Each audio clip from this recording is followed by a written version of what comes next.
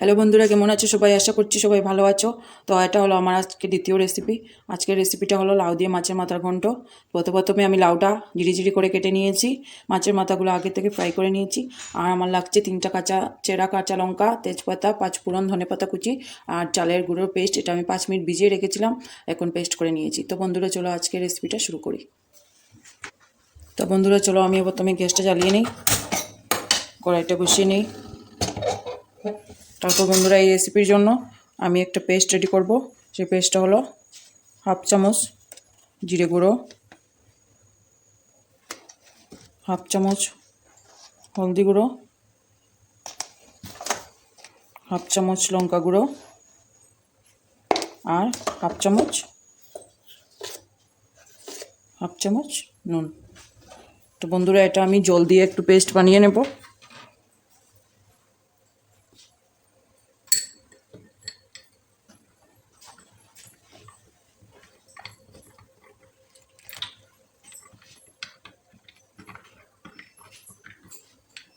পেস্টটা রেডি হয়ে গেল।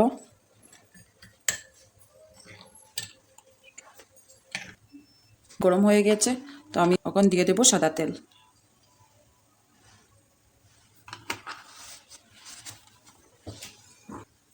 এখন একটু নাড়িয়ে নেব।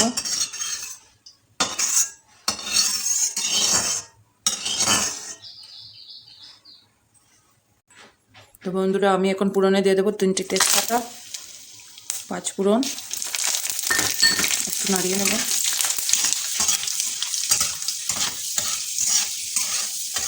গ্যাসের ফ্লেমটা তখন স্টিমটা একটু মিডিয়াম রাখবো।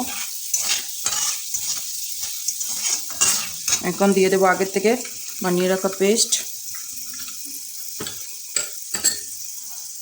পেস্টটা দিয়ে দেবো। দিয়ে দেবো অল্প জল, বাকিটা দিয়ে দেবো অল্প জল।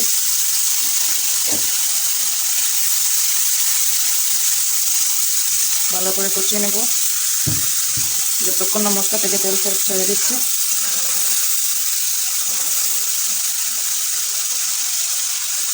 তখন দিয়ে দেবো 3টে চেরা কাঁচা লঙ্কা। ভালো করে মশলাটা কষিয়ে নেব।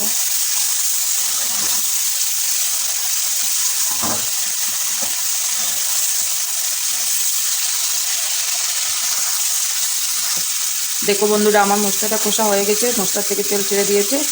এই পর্যায়ে দিয়ে দেবো আমি ঝিরি করে রাখা লাউ।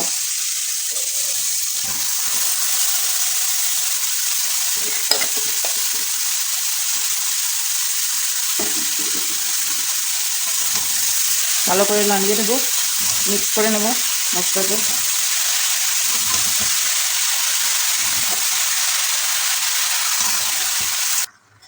তো বন্ধুরা দেখো লাউয়ের কালারটা কত সুন্দর চলে এসেছে। এখন আমি দিয়ে দেবো 1/2 চামচ চিনি। তো বন্ধুরা এই রেসিপিটা একবার বাড়িতে ট্রাই করে দেখবেন, অনেক খেতে সুস্বাদু হয়। আমি জানি আপনারা খেয়েছেন, কিন্তু এই রেসিপিটা ফলো করে একবার বানিয়ে দেখবেন, অনেক টেস্টি হয় খেতে, অনেক সুস্বাদু হয়। তো বন্ধুরা এখন আমি ঢেকে দেব লাউটা সিদ্ধ হওয়ার জন্য।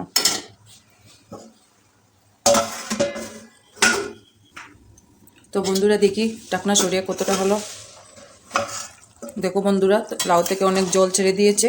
আমি আর এক্সট্রা জল ব্যবহার করব না, এই জল দিয়েই লাউটা রান্না করব। তো দেখি ঢাকনাটা সরিয়ে কতটা জল শুকালো।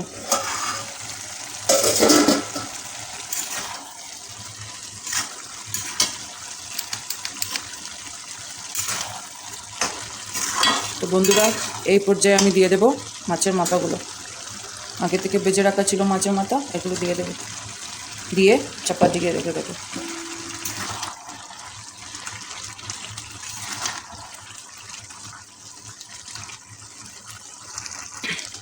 তো বন্ধুরা দেখো আমার লাউ দিয়ে মাছের ঘন্টটা প্রায় হয়ে এসেছে। এখন আমি কি করব, এখান থেকে অল্প ঝুল তুলে ওই যে আগে পেস্ট করে রেখেছিলাম চালের গুঁড়োটা, এটা মিক্সড করব। এক্সট্রা কিন্তু জল আমি ব্যবহার করব না। এখান থেকে উঠে মিক্সড করে এটার মধ্যে আবার দিয়ে দেব। মিক্সড করা হয়ে গেছে, এবার আমি এটার মধ্যে দিয়ে দেব। এখন ভালো করে নাড়িয়ে নেব যাতে দলা না পাকে।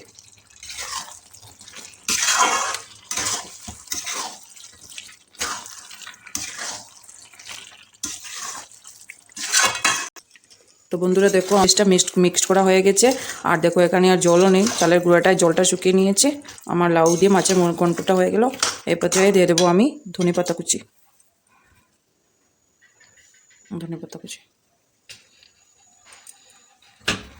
ধনেপাতা কুচিটা মিক্সড করে নেব।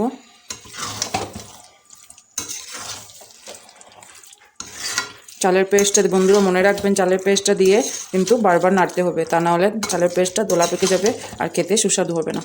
মাছের মাথার ঘন্টটা হয়ে গেছে।